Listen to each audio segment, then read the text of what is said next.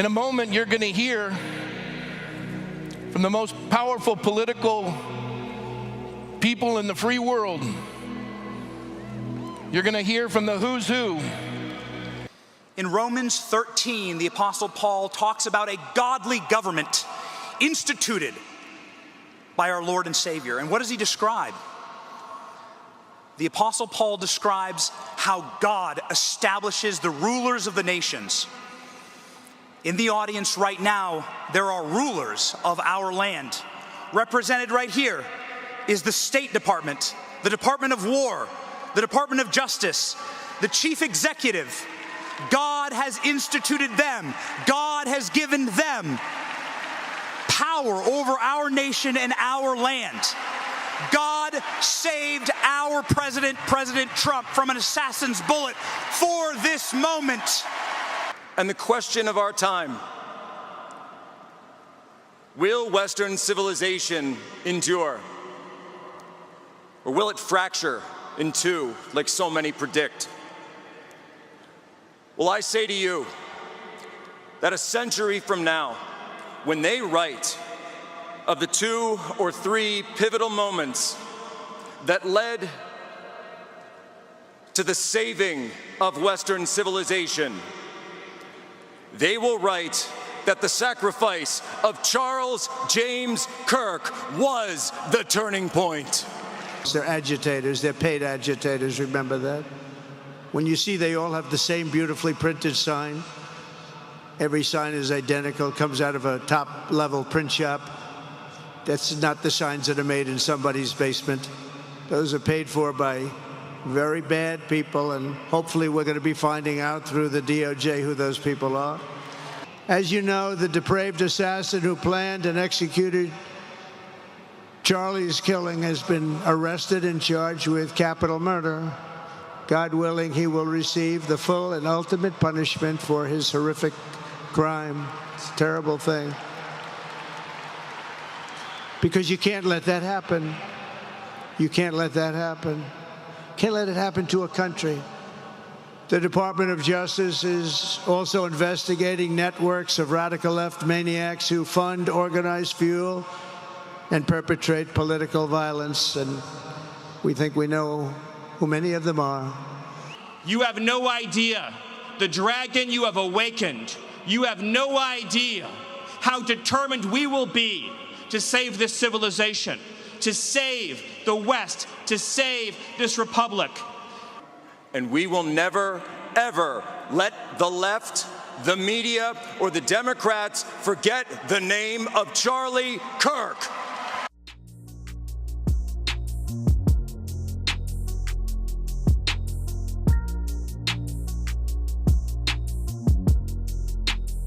Welcome to What's Left, a weekly political discussion challenging the mainstream left. I'm Eduardo with co-host, teaching socialist Andy Lipson, and Michael Hoffman, socialist community college maths professor, as well as socialist Kenny Cepeda. We're online at whatsleftpodcast.com. You can find that link to our site in the episode notes. You can also find my personal social media handle as @Eduardo. Please subscribe, rate, review, turn on your notifications, and share your favorite episode wherever you found this episode. We have merch as well. If you fancy a shirt, you can contact us through our site, and Andy will get in touch with you. It's left at whatsleftpodcast.com. All right, here we go. Andy, why don't you introduce the topic, since it was an idea that you had coming? Well, this idea actually comes from one of our listeners, Michelle, who is part of our kind of a Marxist radical reading group that I'm part of. During an off week of our reading, she was like, I'm just listening to the Charlie Kirk Memorial, and she described some things that she heard in it. I had no intention of actually listening to that. Not like I'm against it or for it. It never dawned on me that this would be an important way of really looking into what actually is behind the Charlie Kirk murder. The more we discussed, the more I realized I need to listen to this whole thing. It was 5 hours, but you can just, cut forward to the speeches. And as I listened to what is being described as a revival, rather than a funeral, and I think revival is probably a more apt word in so many different ways, it was clear to me that if you want to understand why the U.S. state killed Charlie Kirk, which is what I believe has happened.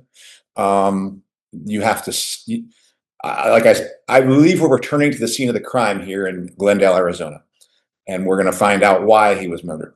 And I think much more will be learned about why he was murdered at this memorial than you can with all the video they're watching.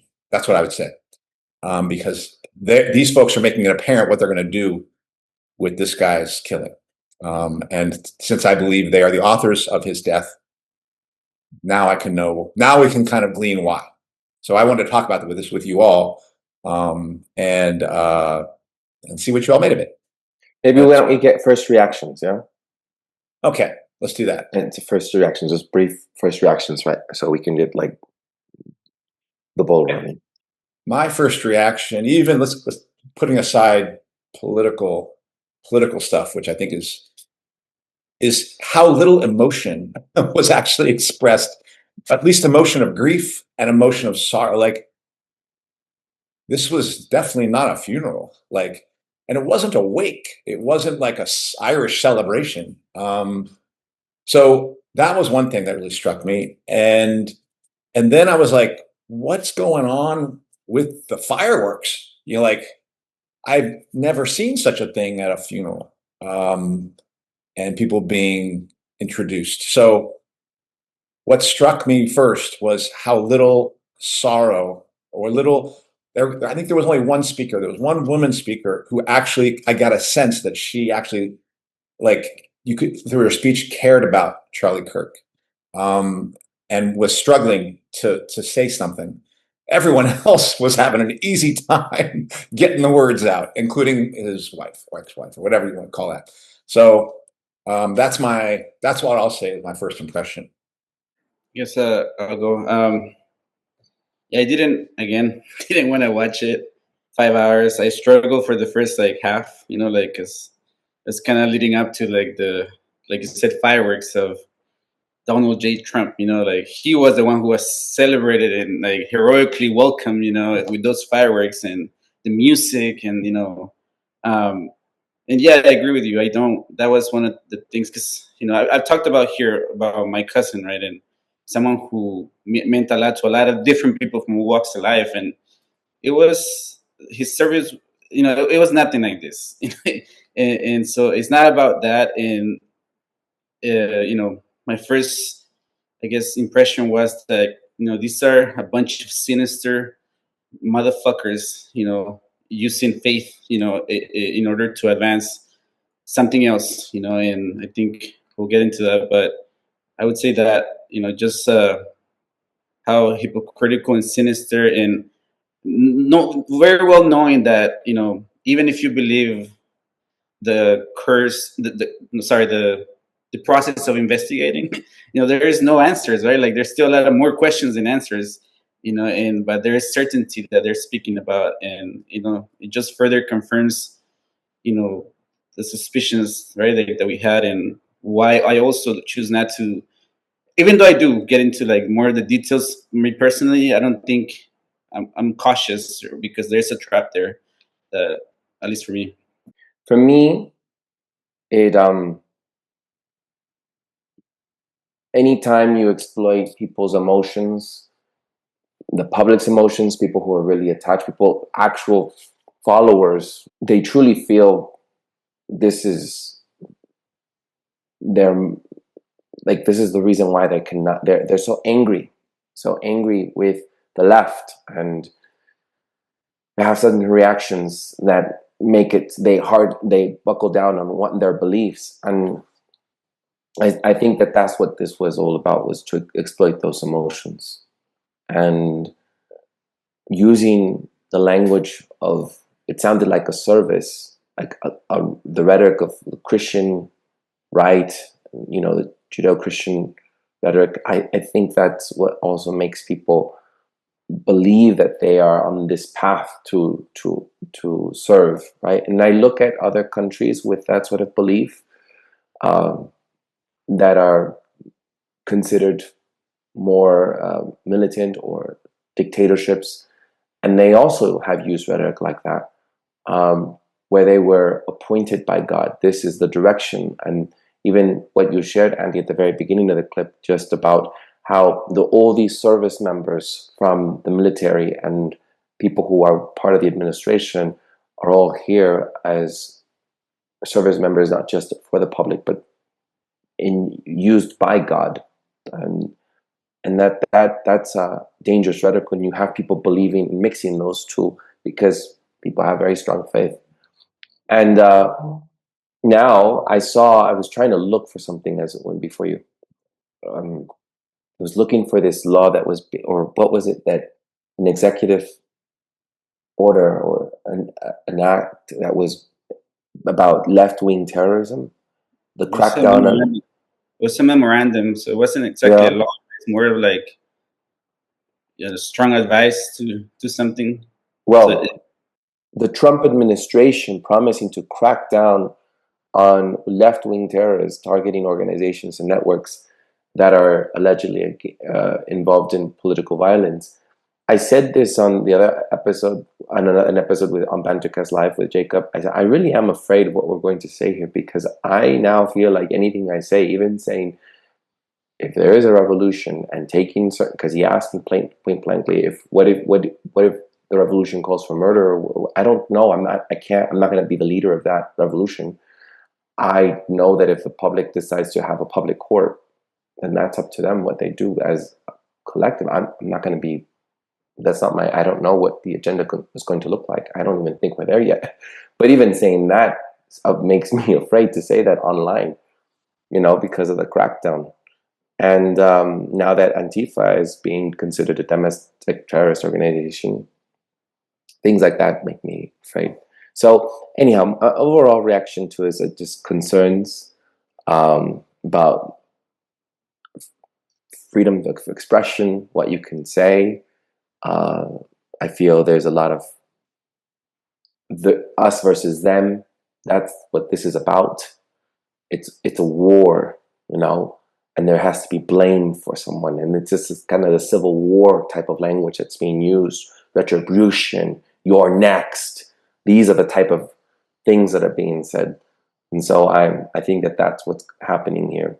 And the crackdown, the consequences. So my initial response was that I hadn't exposed myself to the Christian right directly in a long time, and it was a reminder of how central the logic of the quote greatest story ever told is entwined with the growth and power of the right.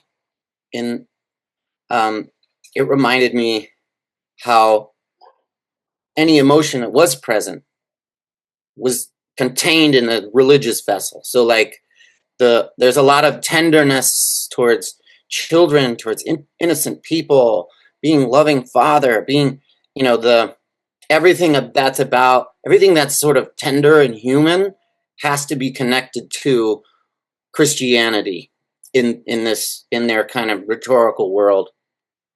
And it had me thinking about like the logic of this greatest story ever told, and why is it so kind of effective as a way for the Christian right to reach people on a human level? Because I see a lot of the religious stuff as a way to basically create emotional connection that's within a very contained kind of dialogue. Like it could, I'd say most of the thing was people talking about religion and then religious songs, and it was, and so my initial response was just to be, kind of curious about that again. And, I need to go and understand more about why, there's this whole logic of that God is just and loving, but he has to punish sin, and Christ was a substitute. And so because Jesus was sacrificed on behalf of us, now we are saved, and yada, yada, yada. You have to go to church, and you have to have lots of kids. And, I don't fully understand it, but I get why it's effective.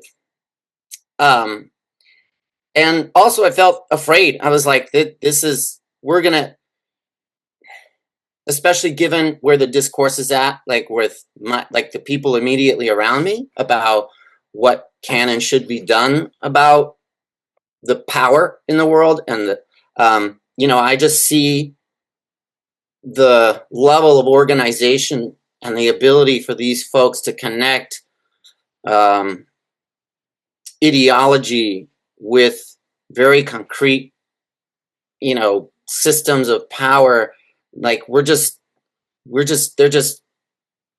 very well organized, and a lot of people, see through it, but I don't see an organized alternative. Whereas, what do, even just sort of like in the realm of ideas, like the reason why they were able to create this flimsy woke bogeyman was also because the imagination of people had been shrunk to, well, the best we can do is kind of,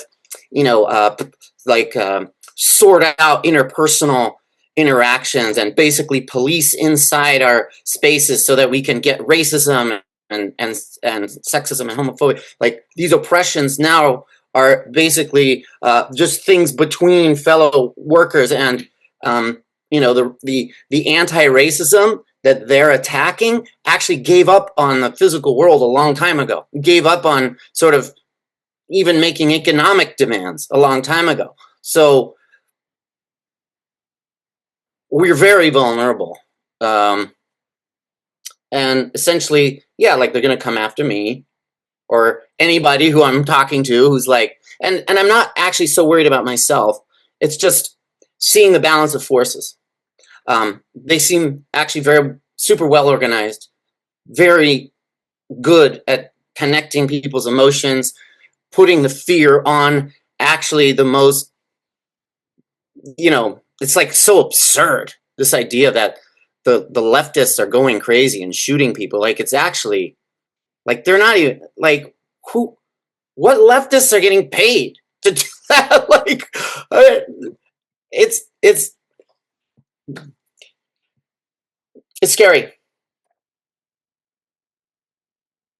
Well, yeah, I would agree with that. And I do. The leftists that are getting paid are in the trade unions, right? The leftists that are getting paid are in NGOs. There are hundreds of thousands of them. That the reason it's effective is because it's true, because the left has subordinated itself to the capitalist system, and it's basically made itself a tail of the Democratic Party. It's not an absurdity, but it's the lie in it is that that's the thing you need to fear. And it's not a lie that the left is controlled by some section of capital. That is true largely under the wing of the Democratic Party. But maybe I'll go in and say what I think this thing was about, and then and I'll start with another impression I kind of forgot was of late in what's left, we've been kind of moving into the spiritual area where we're talking to people who are having a kind of coming back to Christianity, a coming back to spirituality, or we're going there the first time. There has been a revival taking place in the United States, and it has been based on the sense that there is an evil in the world. And Donald Trump, when he faked his assassination in Butler, Pennsylvania, attempted to tap into that with basically saying, I'm the guy who's appointed by God, who the establishment is trying to kill, and he was able to connect to that and draw that in. It's interesting that as I listened to this and as I saw how they were using the Judeo-Christian version of Christianity and putting that forward, it's interesting that it made me wonder about my brother, wonder about JD. Like, how are they absorbing this? And that to me means this is a very effective divide. It means that people you might see that I might have seen I was in solidarity with, now there's a question. Now, because I see this event and it's framed a particular way, that a divide opens up. And I don't think that's a divide for me. I don't think that's the primary reason for the divide. The reason I think the divide is so important is it allows the Trump administration to revive itself completely in the face of not stopping a single war, in the face of Epstein files, all that kind of stuff, and to essentially reclaim those Christians who might have been abandoning them to say, no, come back home. We're your home. We are the ones who are going to preserve morality and things like that, because that's what Charlie Kirk was about. To essentially say, we're your lesser evil, at the very least, say we're your lesser evil, to reclaim them. And secondarily, to repel everyone else. Anybody who isn't a Christian, who, like, you will be repelled and put into the Democratic Party. Like, there are two parties being revived at this event. One is a Republican Party, and the other is a Democratic Party. But what's really being revived is Western democracy, which is really Western autocracy and Western dictatorship. That is what's being revived at this event. And I think that's why I took those clips of Western civilization, because they are attempting to use people's both the draw of Christianity back into the Republican Party and the repulsion by the more secular sections of political world the other way, back in the Democratic Party. They are attempting to once again redraw everyone into their electoral trap and say there is no alternative. It's either this or that. And by the way, we are preserving this Western civilization. And by the way, it's going to be like what NATO's being prepared to for war right now. The US is going to, even though it's going to use Europe as its proxy, Ukraine as its proxy, then Europe is its proxy in that war. The US is staging the ground for preparing its own population for bitter war, but in the preservation of Western civilization and Judeo-Christian beliefs. That I do think, even though Israel was never mentioned in this thing, every time Jesus is mentioned, every time Christianity is mentioned, you have to also hear within it Christian nationalism, which basically says the survival and the victory of Israel is the victory for Jesus and victory for Armageddon. You know, victory for what's that event? The rapture, the event that will basically bring, you know, the 1,000 years of peace and things like that.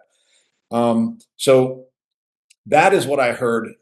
Like, that is why it was so clear to me. Like, wow, like this was for Biden and January 6th. There's Trump and Charlie Kirk's killing. Like, they are going to use this just against the left the same way the Republicans used January 6th against the right. And again, people have to understand, these are not being used to attack sections of the working class. They are attacked on the entire working class, and you're just being driven to one side or the other as a means of thinking you're getting defense, when all you're doing is you're vacillating like a ping pong ball between two captors. And so that's something I feel like we need to remember, is like the game is afoot, but obviously it is dangerous. It's the same game Biden played, but it's going to escalate for all the reasons Fabio Vigi's talking about, because capitalism is running into a deeper crisis. And so they're just going to have to get nastier. And that's what we're seeing on display, in my opinion. I think it's also important to recognize, right, the context that this is coming into, right? Like, again, I keep beating that dead horse, but, you know, the world is falling apart for a lot of people, right? It's getting harder to live a life, and, you know, like, because at least from my vantage point, this is not exactly new, right? Like, what they're doing is not new. It's happened a few times in the recent history of the U.S., right? Like, this revival and this like marriage of faith in the American flag, right? But again, it's also a moment where I think that both people on the left and on the right, you know, talk about Democrats, Republicans, have questions about their parties, right? And how to you know, like, there's a lot of questions about these wars, right? About the Epstein files, you know, the relationships. And you're right? This is a revival. This is an anointment in a protective cloth, you know, from a lot of this questioning, right? When the threat that they're selling is a civilizational threat against Christianity, right? So this will allow that cloth to justify anything, you know, like the unleashing of Israel and the horrors that, you know, they have to get done to benefit the U.S. because, you know, as we've discussed, we see Israel as an extension of the U.S. military, right? Like they don't function without the U.S. military. The moves that Israel makes ultimately, they may not seem at first hand that they benefit the U.S., but they do. And so again, and as the world, as we are claiming, right, that we're in the beginnings of World War III, as more horrors come into play, as more things, yes, people turn into faith, and I think there is, and I don't know how much they will capture, right, like how big this will be, but it is a powerful tool, hard to question, right? Like as anybody who's been in any religion, right, there are mechanisms of defense to, it's us versus you, the devil, anybody who questions it. And also, like, I'm not so afraid.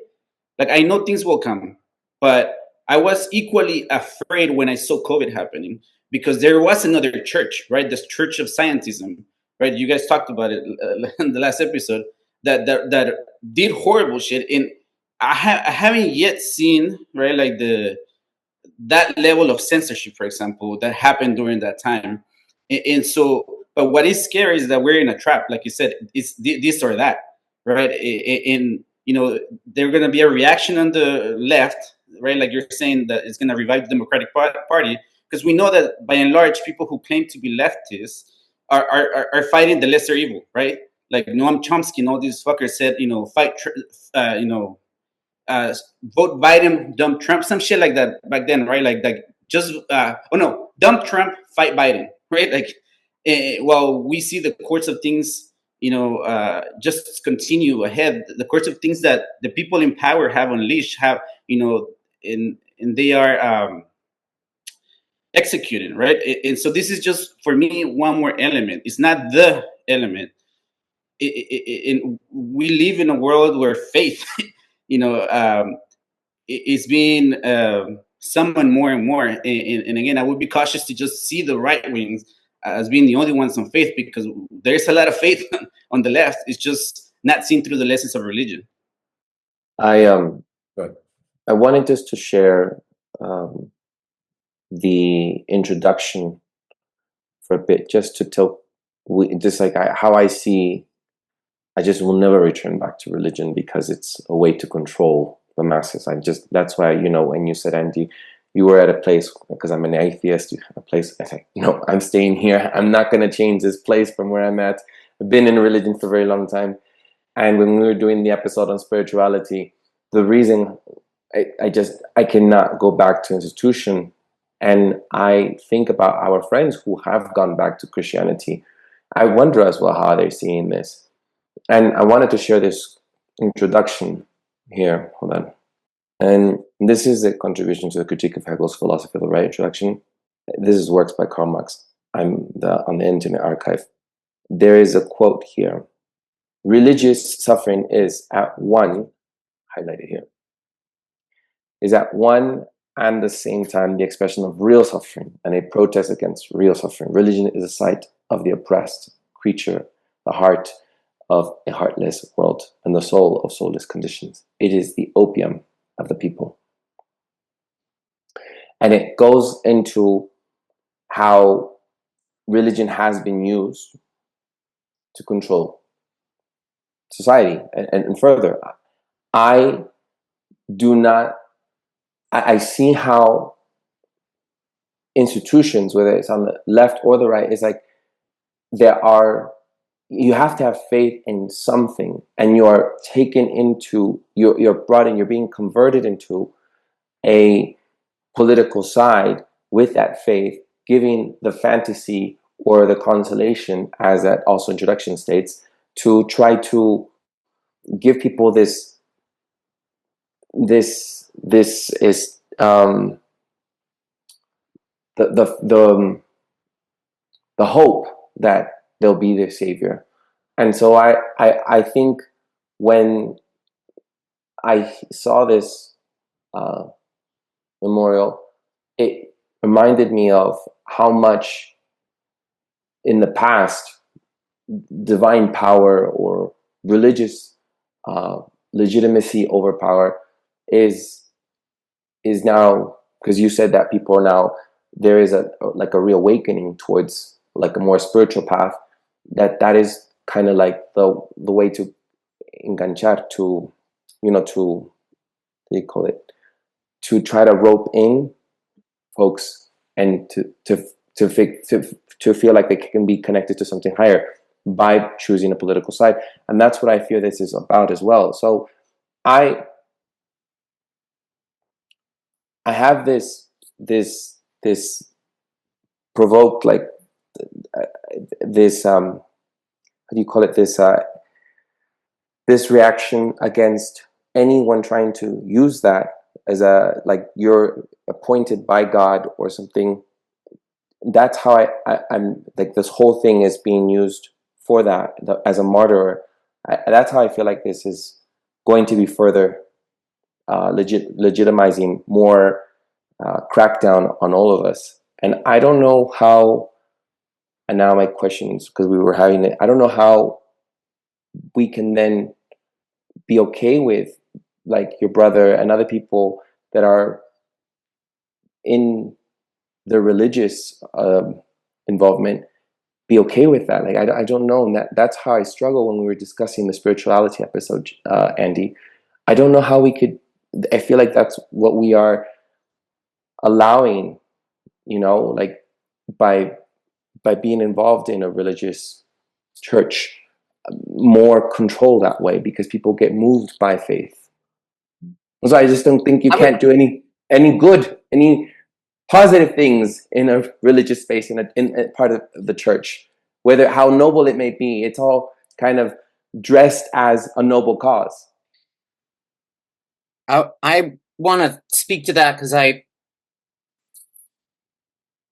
really thought it was an important insight what Andy said, and it connects to this religious question. What Andy said about how this is the process of also the Democratic Party being revived, because the Democratic Party is always just the not Republican Party. And if we can have a quintessentially evil fascist right wing, then we'd better band together in a popular front to defeat fascism, because that's the first priority. And the Republicans are the fascists, so the Democrats are better. This is that's the greatest story ever told in my life. I mean, but it doesn't have. It's not 2,000 years, but it's a pretty great story. I agree. But I also want to. Funny. But I want to speak to, like, this religious divide is really effective, partially because for working class people, religious spaces are the only place where they're allowed. It's the only context and that provides for any kind of emotional processing, because public life is owned by capital. Mm-hmm. Right? When you go to your job, are you allowed to express your feelings? Nope. The only place where it's okay to express your emotions is at home and in the church, right? And so it's important to recognize that this is where people have been allowed by the ruling class to express humanity, tenderness, emotional caring. That is the place where they have been allowed. Just like African traditional religions were literally, like, beaten out of people. The church then became the place where they were allowed to do that. So, like, separating that kind of emotional need from political, like, being politically convinced of what to do is very important for us, I think. And I also think there's it is also part of the task to deeply respect that people's religious practice and their religious container. I keep saying container because I feel like it is contained, like you're saying, Eduardo. But it's also like, it's like a language. Like, I keep thinking about the story you told, Andy, about your mom. Finally, like, she finally had a language through religion to express her feelings. And where else do you get that? In kind of the secular world. But this is also why the there's kind of like an effective divide, because the religious people can paint themselves as being fundamentally tender and human. And it just, over and over again in that presentation, it was like they cared about innocent lives. They thought political violence was terrible. They thought like, oh my God, being struck down by a bullet. It's like, but like you're all basically for the genocide, and you're all for basically using federal troops to suppress. I mean, like the deep hypocrisy of these people is masked by the religious, and so they're trying to claim that emotional territory and say that the truth is their politics and it's Western civilization. But it's but we have to tell the difference basically between like people's actual general needs as expressed through religious ideas and their actual ability to be convinced about political things. Because I tell you, they didn't mention Israel once because it's still not popular amongst a lot of the right. It's not. The other thing that was fascinating to me was that Don Jr. made it like a straight up populist case. Don Jr. said that a family should be able to survive on one income. I mean, there's a sense in which I think a lot of the left agrees with that.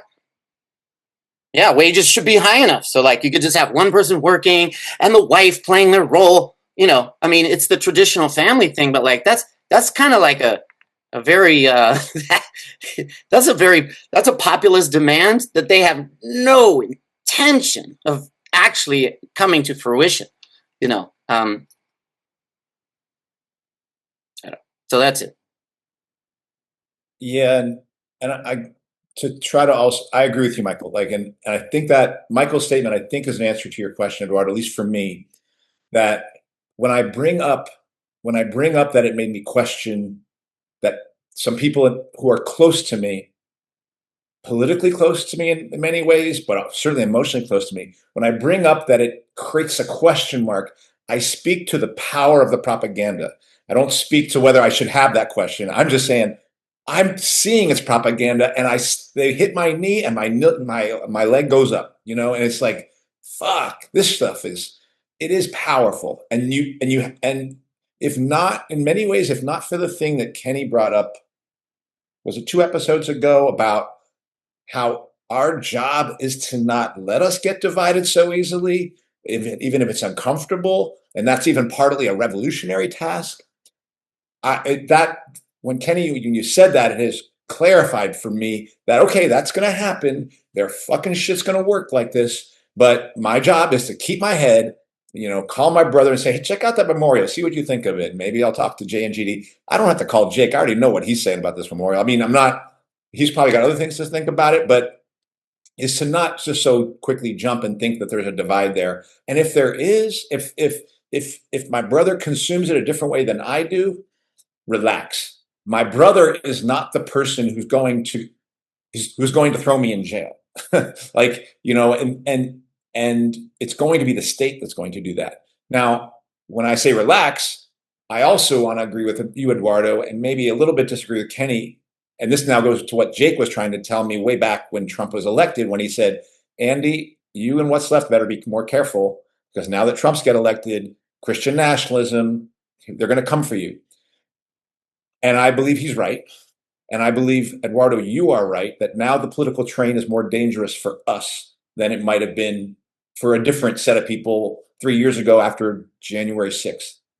But I still believe it's very important for us to say that I believed in armed revolution, that I don't think that this is just going to happen by peace, that I think we're going to have a revolution, that I think this government and all governments are going to have to be taken down, and corporations are going to have to be taken down, and in new workers, something's going to have to be organized. I think it is still important to claim that, say it, and to project lack of fear, because all the fear we project about saying it here crawls into the actual spaces where we need to say it, most importantly, which are in the churches, workplaces, where you are physically in contact with people. And so I just think for me to try to use coded language here just tells others use coded language in the places where the digital world does not get into. And we can't. We have to be completely clear with each other that this is what we're going for, this is what we want. We have to be fearless. And there was somebody who talked about courage in that thing. And I think what they said about courage was right. Like that it is a yes, that it is, you are courage. You don't have to be smart to be courageous. You don't have to have a bunch of abilities. You just have to, one of the things he said, you just have to be willing to say yes to something. And I think that is what we have to do. And like, so for me, are we more at risk? Yes. And I believe, Eduardo, you are right to say now the worm has turned. And now when they go after Antifa, that is the leading edge of coming after us for saying things. It creates a greater possibility of us experiencing genuine discomfort for something we do say or have said. That risk is greater. But I don't think we can allow it to change the fact that we need to say it here, and say it clearly without trying to hide it, so that we don't project the idea that we're doing something wrong, because we're not doing something wrong. We're doing something right and saying what our beliefs are. Because ultimately, really what I'm asking people is for them to stand up for their own beliefs, because I know their beliefs are not contained within the left-right divide that the capitalist class keeps us contained. Their own beliefs are well outside of those things. And if they start fighting for those things, we're getting closer to something like a real revolution. But is my point understood that even just J.D. Vance saying the martyr for the Christian faith, that it is like this religious institution is what I've always seen it to be. It is going to be used as a weapon against freedom of expression, against just everything, even having the military in our streets. It's because we have to, because of the divine power. That's how emperors and kings and queens were respected, because it's all because of this divine power. And it's like, if we don't topple down this religious institution, if we don't go after the Catholic institution, if we stop legitimizing this institution, then we won't, that's what I feel. I mean, we could talk about the left. I'm not going to talk about the left right now. We're talking about the memorial. That's what this episode was about. So I'm not going to talk about the Democrats right now. The left does it too, the Democrats. We're talking about the memorial. That's what Andy wanted us to discuss about. I'm discussing the memorial. So we're doing that right now.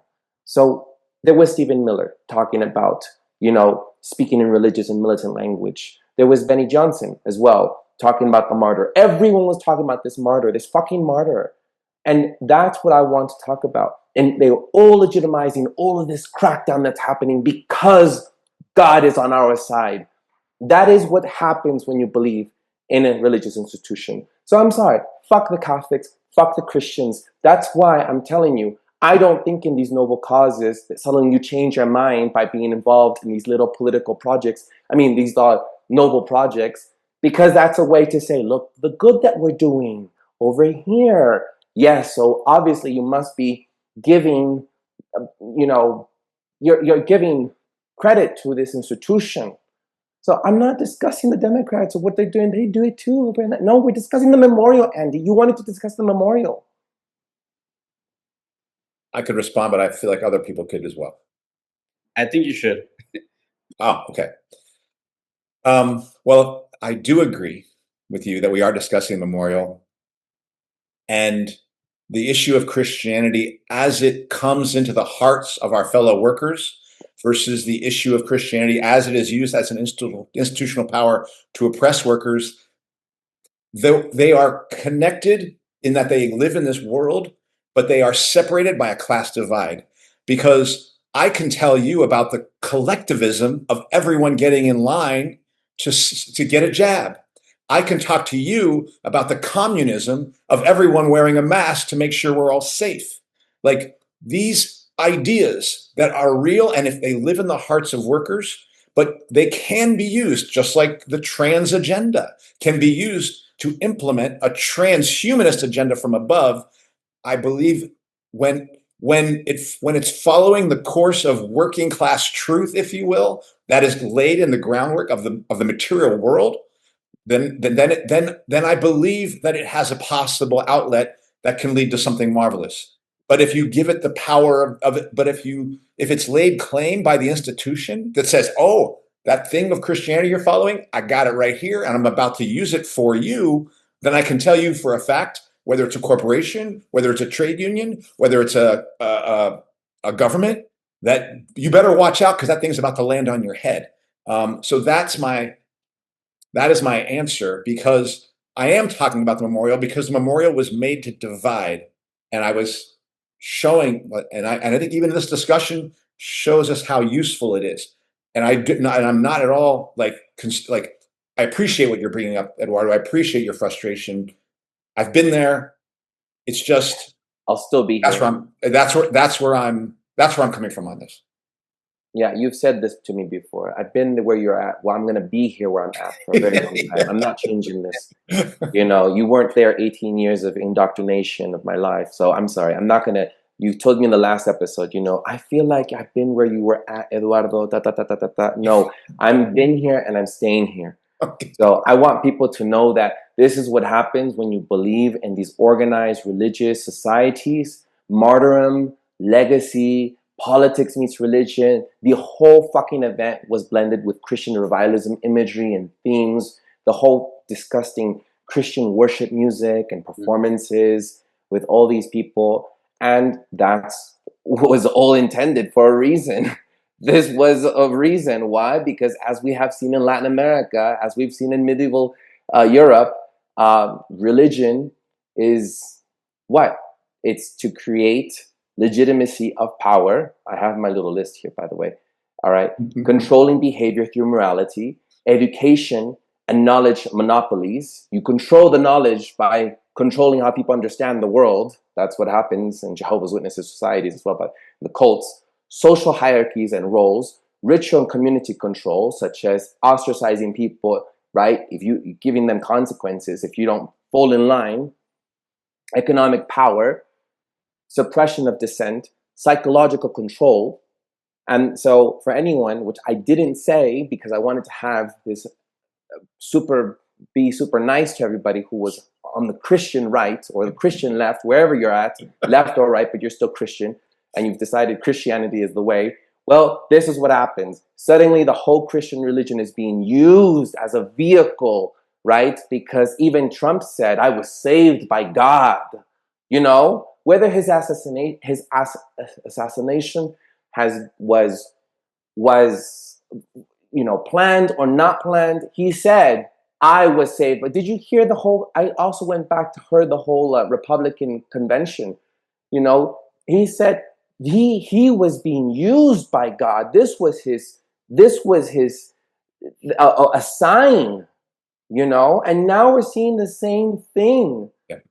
And so I just see how the church is now being used as a source to control people. It's a mechanism of social control, shaping laws, morality, politics, knowledge, identity. This whole thing is a real reason why we should leave and topple the whole fucking institution. So everybody who's a part of the Catholicism is also falling into cults. They're all falling in line. This is what is meant by that. And so I don't want to sugarcoat it. I don't want to be nice and say it in other episodes where I'm trying to hold back. I'm saying this is why you should leave, you know? And I don't want to discuss right now the Democrats. I saw the whole thing. You wanted us to watch 5 hours, Andy. I saw 5 hours of the whole, it was like a sermon of going back into this whole, service, going back to church. I just want to validate you, Eduardo, because I absolutely agree with you that these organized religious fucks are really just co-opting people's real experiences to have them fall in line with something that is deeply oppressive and destructive. So, and also I really appreciate you raising that Andy asked us to do this, and then so you got subjected to something that was probably a traumatic you were re-traumatized by your church. Psychologically. True. Yeah. I I hear your frustration, Eduardo, and like that's real, and I appreciate that honesty that you always bring. Like you don't have to be agreeable, and again, this is what it's gonna take, right? Like because for me, like I've had in this whole COVID trip into discovering, what the hell was happening. We had to interact with people on the right, that I would have not heard before, and you know, and there are valid points. There are valid concerns, and they have a different way. This is my how I process this, a different way of understanding, and like this is, I guess, what I was trying to say in that last episode too, was that, and we talked about this in terms of COVID. Like with this whole techno feudalism, the technology, they're going after our humanity, and I think this is another way, like fundamentally, to divide it is literally going after people's humanity, so that you dehumanize the other side. And I'm not saying it's easy, and in some ways, I am, echoing faith, based religions, right? Like that. I obviously there is limits, like there's limits, in each person will get there. But I guess what I'm trying to say. So let me just share this story. Why I just like something clicked to me to leave the whole identity politics and be like, fuck this shit. I was drinking coffee with some friends in San Francisco, and there was this white man with obvious mental health issues, homeless, and I just saw the people that I was hanging out with just fucking basically neglect his humanity because he was white, right? And so I think we're all, if I follow those same fucking politics, right? Like, which is also, you can argue it's a religion, it's a cult, you can put a bunch of names. I think a lot, basically all our lives is faith, it's one way or another, like I'm not a Christian or, but I'll get to that. The point is that for me just clicked. It's like, I don't want that. That is dehumanizing. That is not okay. That doesn't feel good inside. And then, like, if you are not understanding, like that the last 40 years, maybe, one of the sectors of society that has lost the most is white men. In terms of like their lives have got harder. They had a promise, right? And their lives have gotten harder. But if you don't understand that humanity, you have, at least from my view, there is no way to understanding what really is at stake here, because it is all of us or none of us. And so the same, I do the same thing with Christians. Trust me, I have similar thoughts, and my partner has similar thoughts. She's there, and I get it. Like that. Fuck this religion. And then, but I know the people that I've interact with, that I've interacted. When I went to college, I went to, I was part of a Bible study. I wasn't a believer, but I was part of a Bible study group, and I went to like interfaith movements of people, and I felt the fucking power. I never believed in the sense of like, God, and like now I have a more pantheistic view. Like for me, God is everything, and doesn't necessarily have a structure, and people get to it. And like power is just, life is beautiful, and we should be lucky for that. And I don't feel like I need that, and I do have. That's the reason I stay away, because of those questions that you have. But it doesn't negate that the fact that there is people who truly believe. So I'm not mad at the believers. I'm not again at the motherfuckers, the sinister characters who use this shit for their own ends. But at the end of the day, it still comes back to us. For me, that moment, right, of realization, like, is that really humanity? Is what I'm practicing humanity? Is it following, to the spirit of what I'm supposed to be doing? Because I've seen a lot of hypocrites in my life. That's what I turned away from religion. I've seen a ton of hypocrites, and then you can justify it through their own religion, whatever. But at the end of the day, it's like the trust that we'll build with each other, regardless of your faith and stuff. But we will have to be honest, like you are, and try to find something there. And I don't know, like, I'm not saying kumbaya and it's done, but it's gonna take that more and more as they're selling us more shit, right? as they're sending us more lies and weaponizing. They weaponize anything. They weaponize reason and trust the science bullshit, right? Like, and so again, that's why I'm a little less harsh now, even though I have difficulty processing it. I do. There is some visceral thing that that I have to wrestle with, but ultimately, I ask myself about my humanity and the humanity of other people, and even though we disagree, like, where can we actually find common ground? And again, it only comes back to trust. Like, like I know Lipson for so many years, right? And I know what he's about, right? And I know that, for example, like, and the last thing I'll say is, like, we as people on the left, quote unquote left, we have to wrestle with our own history, right? And why it is that the right wingers, and it's so efficient that Ben Carson and that fucking they get people of color to demonize Marxism, because guess what? They went after religion, they went after their worldview. You have to wrestle with that. The communists, Castro did some horrible shit, right? So let's not romanticize, idolize that shit either. We have to be honest with all of us. But to me, again, like, this is what you asked Michael in one of my texts about, that I made a comment about intellectualism, because I also am very weary of that shit. Like, at the end of the day, I don't give a fuck. Like, when we interact, what you actually do when you come through is what really teaches me that to have faith in you. And that we can do something. And I have faith in community, like, and maybe they will turn their backs on me someday, and like but that's what drives me, that I have faith in community, that is a good thing. I appreciate that. And I don't mean, I see people who are religious people because of their spiritual faith. I see them as victims, like my mother, who is a Jehovah's Witness, and she continues to be a Baptist because her mother, right before she died, she said, "This is the legacy I'm leaving you, that stay as a Christian."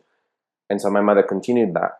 And so it's been hard for my mom to get her out of that. And I see people who are genuine, that they have genuine faith. I see it. And I always say, when I look at people, especially here in Mexico, I see how they do things because of faith that I'm impressed by, and I envy their faith. I truly envy their faith, but I'll never be that faithful towards something that I just cannot believe in. It's envious. How could they be moved physically, emotionally to do something that is, it feels like a feat. It's like a very hard thing to do.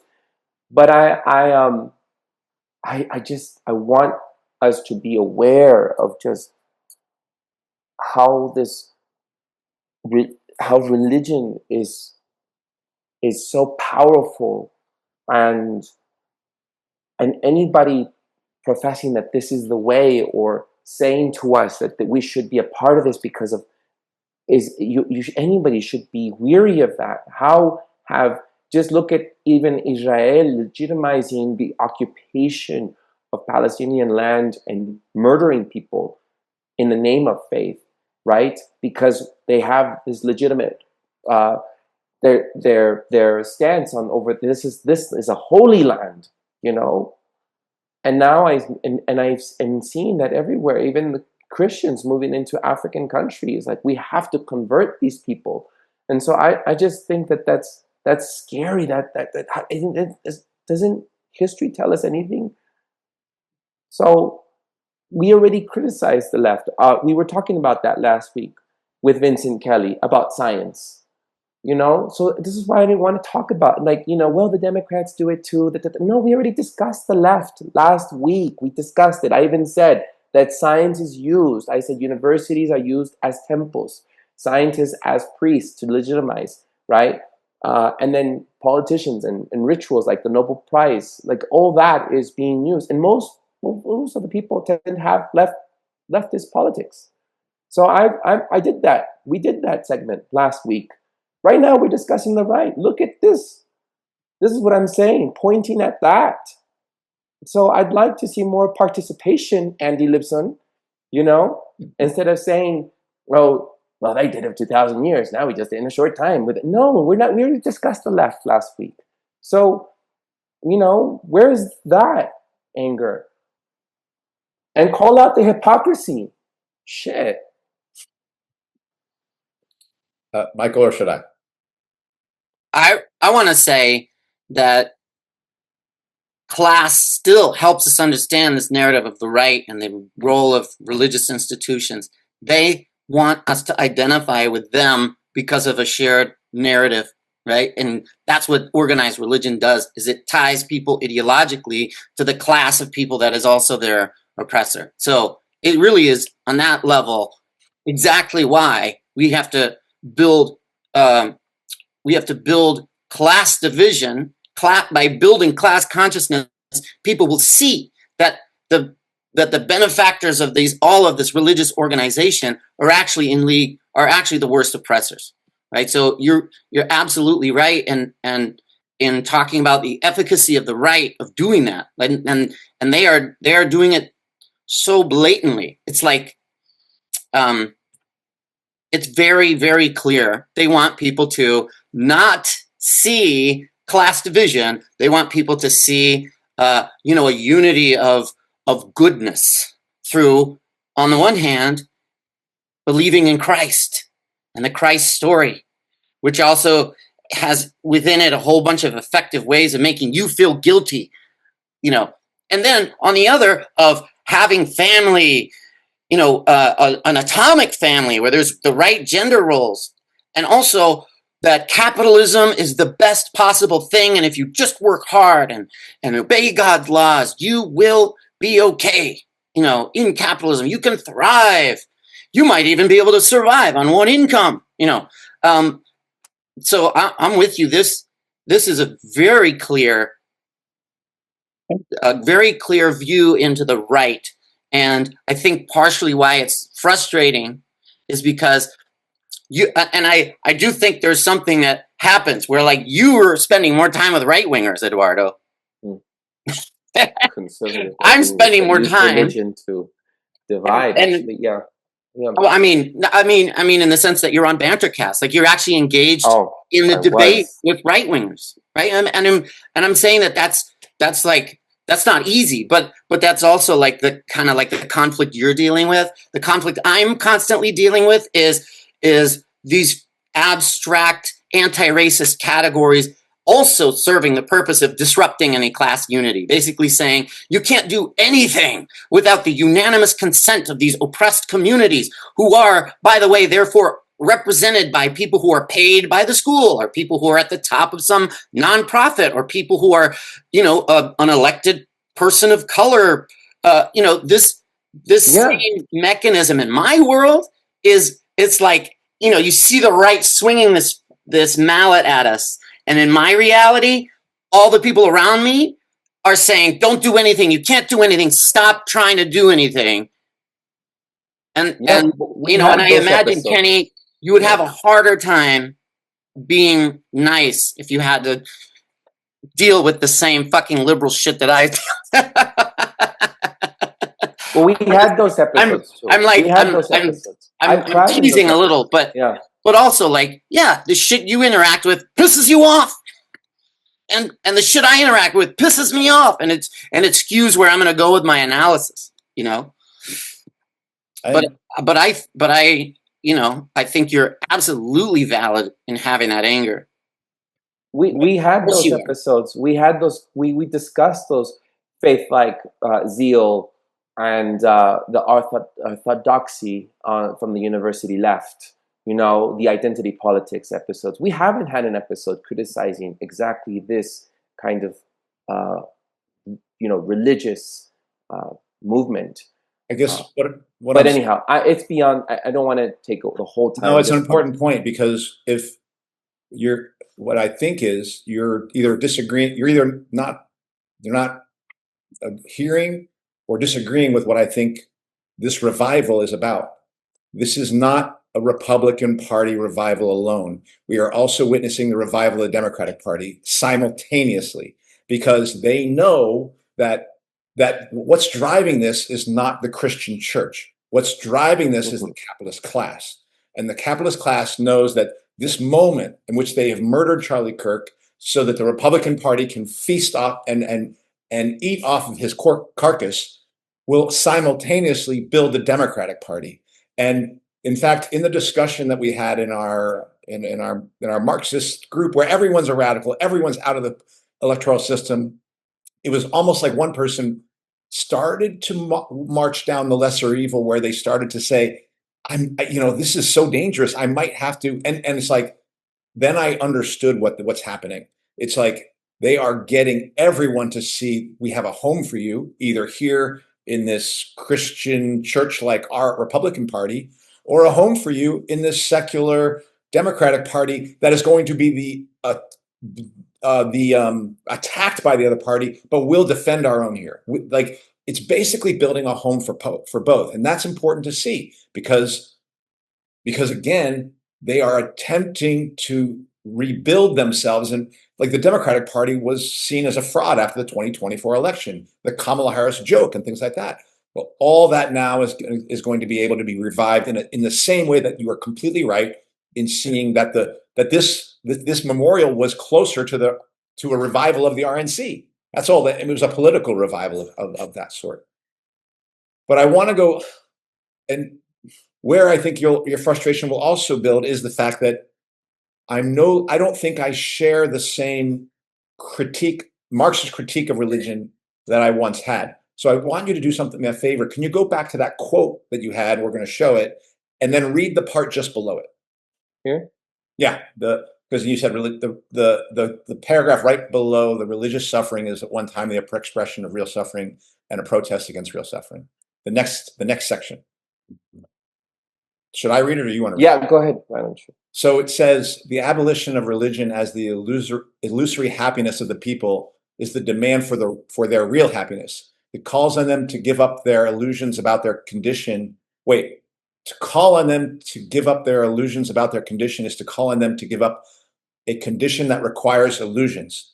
The criticism of religion is therefore, in embryo, the criticism of the veil of tears of which religion is the halo. You can undo it. So that very much appealed to me at one time. Like, yeah, just get rid of religion and people will found themselves on the real. Because the degree to which people are believing in any sort of religious kind of faith, that is in the unreality. I have to say, I haven't come to answers with this, but I struggle with this now because Marxism is my faith. Much of my belief in Marxism is unmaterial. Much of my belief in Marxism is a faith in the working class that is not based on experience. Some based on experience, but actually most of my lived experience with the working class is one of betrayal and disappointment. So I'm actually running against that experience to go to a deeper one that maybe you could say is in reading when you read about the Spanish Revolution or the Russian Revolution. But now we're getting into a dangerous area where now I'm having to believe somebody else. I'm really believing in the author who's telling me about the Russian Revolution. And so that's another faith thing. I will say that I'm going to share my screen and go to this quote. And I think this quote better captures the struggle I try to make with materialism and spirituality as it's expressed. And it's also, here's my other real experience, and before I show the quote, is my brother as a Christian is more a communist. And I can even say that we have a listener, Thorne, who I think rejected some of our anti-capitalist stuff at one point in time, but as a Christian now thinks of himself as a communist, or he rather thinks communism is rooted in Christianity. And he's been a long time Christian. So I'm like, interesting, I'm not saying that's the only route to it, but I don't necessarily dismiss the idea that revolutionary communists can come as a result of their Christianity. And here's a quote that I think this comes from Jay and JD when they interviewed me and Jake. And I think Jay and JD introduced me to this quote. So I'm going to share my screen here. And this is what kind of where I'm at now with, and I can't remember who wrote this. They took a quote from Hegel. And I don't remember who wrote it, but I'll try to read it here. The class struggle, which always remains in view for a historian schooled in Marx, is a struggle for the rough and material things, without which there is nothing fine and spiritual. Nevertheless, these latter are present in the class struggle as something other than mere booty, which falls to the victor. They are present as confidence, as courage, as humor, as cunning, as steadfastness in the struggle, and they reach far back into the mists of time. They will ever and anon call every victory which has ever been won by the rulers into question. Just as flowers turn their heads towards the sun, so too does that which has been turned by virtue of a secret kind of heliotropism toward the sun, which is dawning in the sky of history. To this most inconspicuous of all transformations, the historical materialist must pay heed. Now, what this means to me is there are non-material aspects of humanity that are going to play a role in revolution that I don't think can be dismissed, that I think Marx is dismissing when he says that whole thing has to be gone. If he's talking about the institutions, yes, but if he's talking about people's faith that leads to that steadfastness, that leads to that courage, that leads to that ability to articulate communism in terms of actual commune, then no, he's wrong. And I believe that this author right here, who says that those elements of our humanity, we can't necessarily just think of them as existing just in the material world. I lean more towards that. And so that is the juggling act I'm playing now with the transformation I've seen of people around me. And I'm not talking about somebody far away. I'm talking about people in my actual life. So, and it has forced me to grapple with Marx's view of religion and just calling it an illusion. I'm not so quick to say that, because it can be the foundation of people's rebellion and solidarity with one another, in my opinion. Where I'm at, it kind of echoes that, in the sense of, I feel that we're pointing fingers is good it's easy, right? Like, we know that, I think, by experience, but like, also talking about undoing this, but it's like, what are we actually building? And what does it take to build? And I just, again, that's the journey I'm on. And the answer I have right now is that, again, that, like, just judging people, and dunking on people, and like, all that shit is not, or like, I'm highly distrustful of anybody who tells me this is the truth. This is one particular frame of analysis, like, of trying to get the issue, just like you talked about science, right? And this is how I see it, and like, I might be wrong, but like, and that's gonna require engagement, right? And like you've talked about it, Eduardo, like echo chambers, right? And like, you're gonna have to, be in communion with people who you disagree to, maybe advance the most and figure those hard questions to answer. And like, I want to live in a world where, yes, everyone should be able to have their own frame, but we're going to have some common, agreements, right, that are fundamental as rights for everyone, and that includes preaching or religion. But and obviously it requires to be congruent with with things, and we can't bring any questions if you're just pointing fingers and not trying to build something, actually. That's just where I'm at, and because I've seen it with my family, again, my friends, and like, I don't want to be angry, and maybe this is a faithful thing. This is a faith-based thing, because I am reading Martin Luther King. I came into that book like cynical, cynical, because I had just read Malcolm X, and I've always identified with that, because I come from a similar background where he did. But there is value in the other thing too. There is questions to be asked. Where is nonviolence going to be part of this?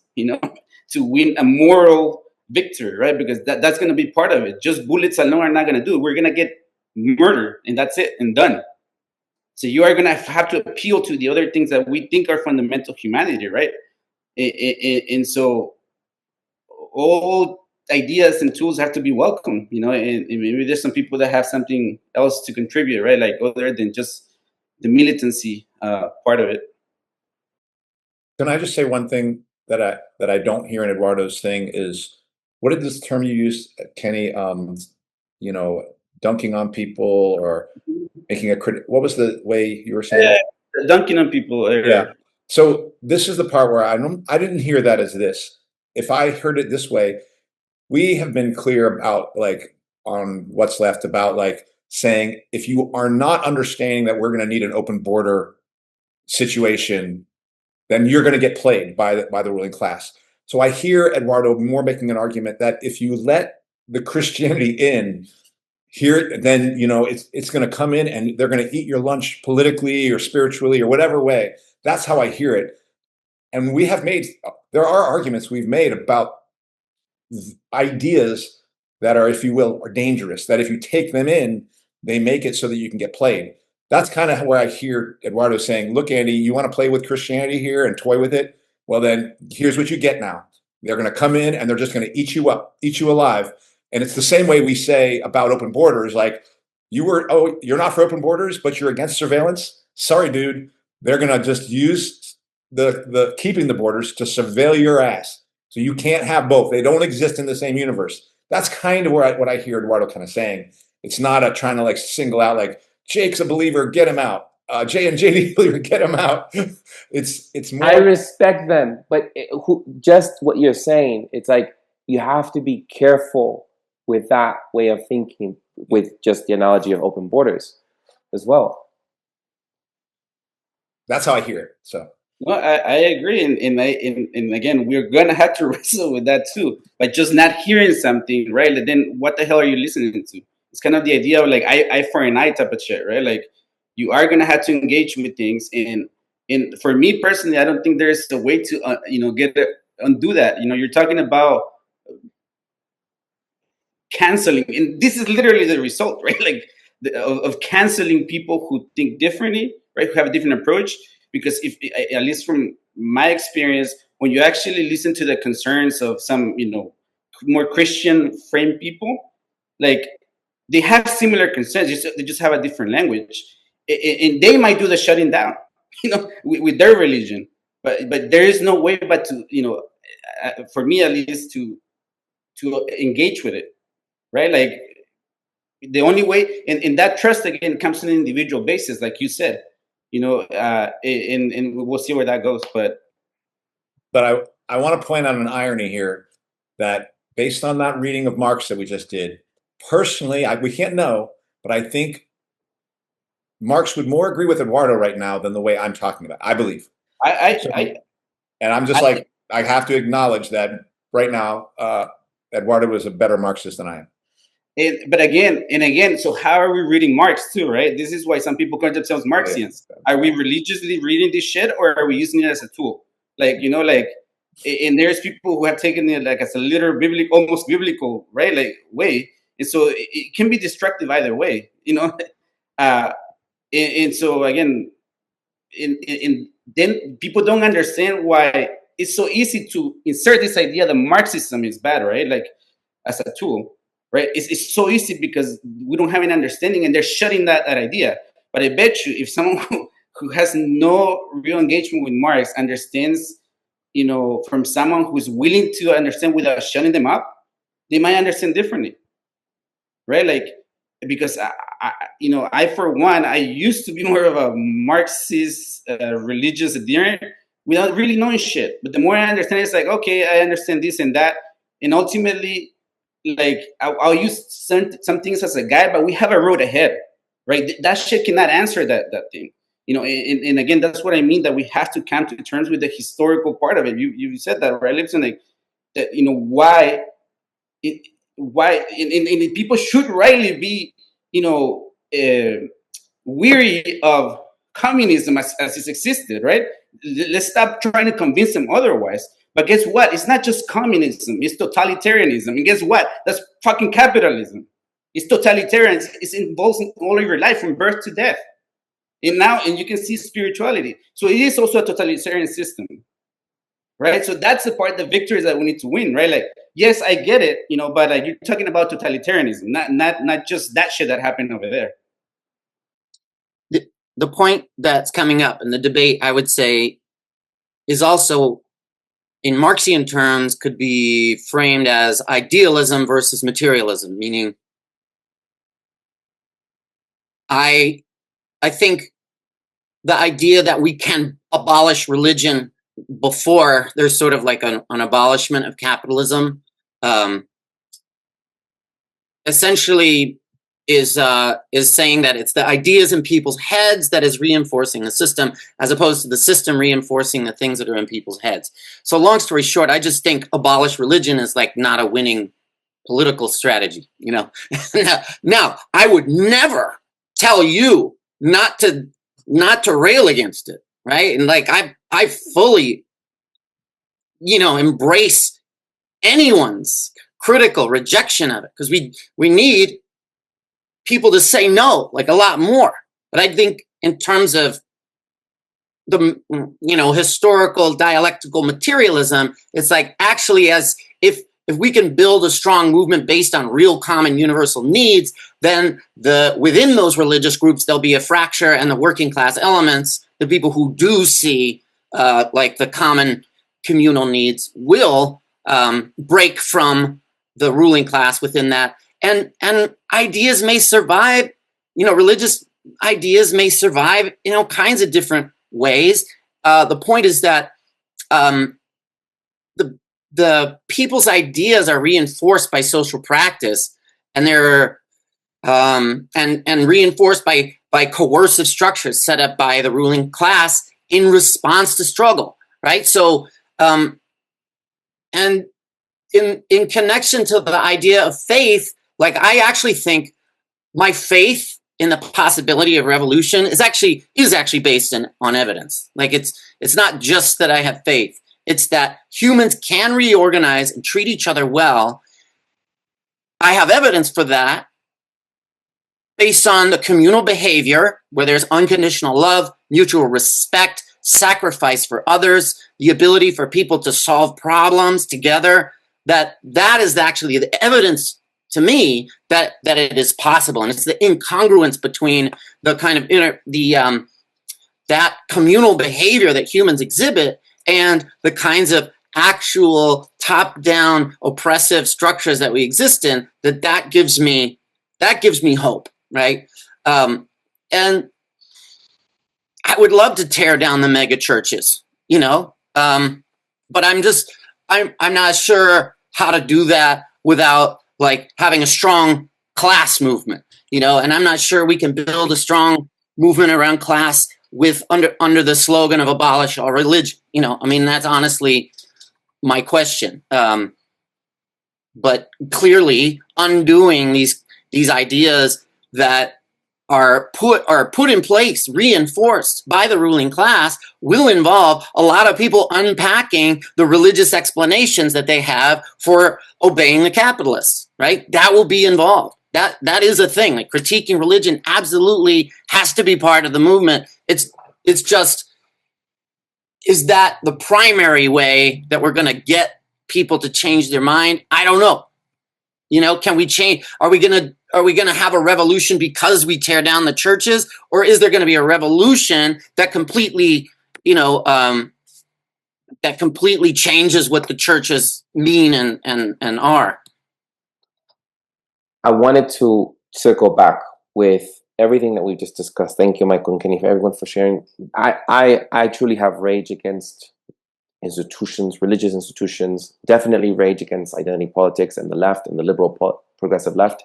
We've had episodes like that already, so I don't need to feel like I need to also, go and try to show that I also criticize the left, because that's what we're here for, right? What's left criticizes the left already. I wanted to circle back as to what is Charlie Kirk's death is now being used. with this whole religious revival, inspiration, and desire to evoke emotions and to legitimize speech control. And I'm going to give a few examples. And I also want to add a few clips, because I don't think I have time to show those clips now, in the edits so that they can be a part of this episode. But, you know, J.D. Vance said anybody celebrating Kirk's death will be drummed out of their jobs. You know, Texas Governor Greg Abbott called for a student to be expelled after mocking Kirk's death. There's been Congressman Clay Higgins proposed using congressional authority to ban for life any post comments who belittle the assassination of Kirk. There have been threats to withdraw benefits, tax statuses, or professional licenses. Even at Berkeley University now, they're starting to, at UC Berkeley, they're trying to, they've warned professors not to speak about certain kind of, you can't speak about Israel, you can't speak about Charlie Kirk's death, you can't, yet controlling speech at Berkeley, when, you know, that's where I think the freedom of speech movement was born out of. Mm-hmm. There's legislation, regulatory pressure on platforms and social media, hate speech as justification for crackdown. So Attorney General Bondi publicly said the government would target hate speech in the wake of Kirk's death. There's free speech and then there's hate speech. And there is no place, especially now, especially after what happened to Charlie, in our society. Do you see more law enforcement going after these groups who are using hate speech and putting cuffs on people so we show them that some action is better than no action? We will absolutely target you, go after you, if you are targeting anyone with hate speech, anything. And that's across the aisle. And there's a bunch of things, naming, shaming, job consequences, framing critics as morally or legally beyond the pale. So I'm just saying there's a lot of stuff that's happening. Justifying it is horrific for the reasons I laid out last night, but I also understand that there are a lot of emotions. The problem is within those emotions comes the opportunity for people to exploit those emotions to usher in a whole wide range of repressive and authoritarian measures like we've seen after 9/11 and every other crisis that we go through. It's just a repeated pattern. And we're starting to see that. Here was President Trump last night, giving a 4-minute address or so from the Oval Office, and part of it, what I thought was a very nice tribute to Charlie Kirk and condolences and to his family and lamenting his death. But other parts seem designed to lay the framework to take official government measures to repress an entire political movement or an ideology that he blames somehow for having led to the violence that ended Charlie Kirk's life. Here's part of what he said. It's a long past time for all Americans and the media to confront the fact that violence and murder are the tragic consequence of demonizing those with whom you disagree day after day, year after year, in the most hateful and despicable way possible. For years, those on the radical left have compared wonderful Americans like Charlie to Nazis and the world's worst mass murderers and criminals. This kind of rhetoric is directly responsible for the terrorism that we're seeing in our country today. All right, now, let me just say that theory that if you say enough demonizing things about your political opponents, you become responsible for any violence carried out against them or in the name of your cause, is exactly what the liberal left has embraced as a theory over the past 30 years, in not just the United States, but the broader West, to justify censorship. Go talk to any of them, and they'll tell you exactly this. They'll say, look, we're not censoring people's political views, but if somebody's going to demonize trans people and gin up hatred against them, they're going to be responsible for inciting violence against them. Or if somebody is speaking disparagingly about immigrants or Latinos or black people, we have to ban that because that's an ideology that demonizes people and leads to their endangerment. That's exactly the theory that has been propounded on campuses to justify all kinds of hate speech restrictions. And I don't know, I've read some of the Substacks out there about, is this assassination was planned, not planned? Was it AI? Was it, I don't know. I even called up Andy. I said, what's going on? I'm not understanding this. Even some people close to us are saying that this was all kind of staged. I can't speak to that. I'm not sure. It doesn't feel like it because there's a lot of people there. If it was, to me, I can't speak for what's left or everyone here, but to me, it just feels like this Charlie Kirk was dead, like killed. You know, that's what I believe. But this whole thing, whether it's staged or not, this whole thing definitely is being used to further control any sort of offensive speech, and it's used to justify suppression of what we say, online, offline, and that's what I want to drive us back, circle back to how we started this, and this is what I'm really afraid of. Yeah, no, and it's not a free. It's happening, like you're saying. Like it is not something. Oh, it could happen. It's happening, and it's going to set in motion when there's a murder of a left wing person who's important. Right. It's going to set in motion a whole series of things that we've already done this. Here we go now, and so it's very dangerous. It's COVID again. It's COVID repression. Right. Exactly. Speech repression again, and people being drummed out, and then not being able to access their bank accounts. If you all that stuff is being now set in motion. But I would agree with you that I believe Charlie Kirk was murdered by the U.S. state. There could have been other people joining in on it. Mossad could play a role. If Charlie Kirk was not murdered and they faked it, I believe the U.S. state was behind such a thing. And he's now somewhere else, hidden somewhere. Why you keep Charlie Kirk? Why is he important to keep alive? I don't know. I don't know why you would do that. It seems simpler just to kill the guy and then move on and do the thing because what they really wanted to do was this thing we saw with the memorial. That was what the murder was about. Is this moment. So I guess we'll have to hear later why it would be really important to understand whether he was murdered by these people at the top, or whether he's been snatched up and everyone was fooled and then they put him somewhere. Are they going to later show you, haha, we fooled you? I don't think that would be wise. But anyway, I'll just say that I think, Eduardo, that I do believe is like, it's happening now and it's reason for definite concern. But it all lines up with all the episodes we've had about Fabio VG and things like that and World War III. All these things are just in a continuum of escalating darkness, because that's just where the system is going. I think that there is we talked about false flags, right? In order to get people behind the American project, right? And they're more militant, and envelope, and they're gonna use, they're using, faith in doing this weird thing that has always been weird to me, like Christianity and the American flag. And so, because again, there were people asking questions. A lot of people who went to war that have asked questions like, why the hell did we survive these wars? Who were willing to defend Western civilization. And, so yes, it is a revival, I think, of many things. And among those is, the loyal people that are willing to die to defend, the American flag. And, so I do. I mean, it is scary. I just think that we need to be wary of other ways, right? Because they're showing us, the rulers of our lives, is that they're masterful at manipulating shit,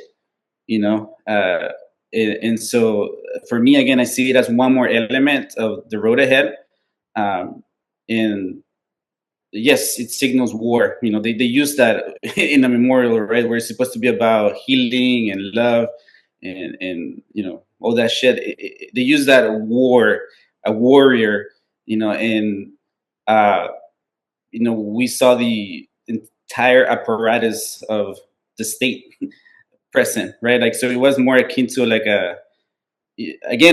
think about it, right? Like if they get killed, that's like a lot of people who are supposed to rule. So there was a lot of security, there was a lot of planning or whatever, but that is the message they wanted to say. That's how they started the memorial, and that's how it ended, right, with the head of this apparatus. So it has very little to do with faith for me, that memorial, as much as it has to do as this is the new offensive, I guess, that is coming, and these are our warriors, and we want them to be willing to die for us. Yeah. Michael, did you have any last thoughts as we conclude? Because I'm going to get into the outro. I was going to agree that I think this is the false flag we were kind of expecting. At least what it does is it serves the purpose trying to reunite people under the cultural banners in the context of fraying credibility for both parties due to their support for Israel among multiple other failures. So again, like what are the outcomes as a result of the event is always to me the key question, which is why I have a hard time diving in to the details of like, was it planned or not, was it planned or not, but like, is he actually alive somewhere? Is it just completely staged, or did they kill? So part of me is like, I have a political disagreement that those details matter very much, but I also support everyone to ask those questions and pursue those questions. I just don't feel like it's a priority, because to me, it's quite clear that this is about controlling our population and trying to keep us sorted under essentially cultural banners. This is Charlie Kirk died as a martyr of the culture wars, and they're going to use his death to keep the culture wars going, to keep us essentially sorted into our culture clubs and not the good kind. So I'll just end with that. So, all right, let's conclude. Well, that does it for this week's episode. What's Left is a weekly political podcast / channel challenging the mainstream left. We post information about our topics and our guests from the episode notes where we found this episode, or on our blog at what'sleftpodcast.com. You can find past episodes to this podcast / channel there and connect with us. I remind folks, if you like anything you have heard here, again, please subscribe, rate, review, turn on your notifications to any of our platforms on Spotify, iTunes, Podcast, BitChute, Odyssey, YouTube, Rumble, or Telegram, and you can find any of those links everywhere in the episode notes or on our blog where you found this episode. If you would like to give us feedback about something you've heard or suggest something for us to cover, contact us through our blog. I'm Eduardo Barca with co-hosts Kenny and Michael and Andy. Thank you all. And our public, our other co-hosts, the public. Thank you all. You can always contact us. Thank you all for listening. Ciao, ciao.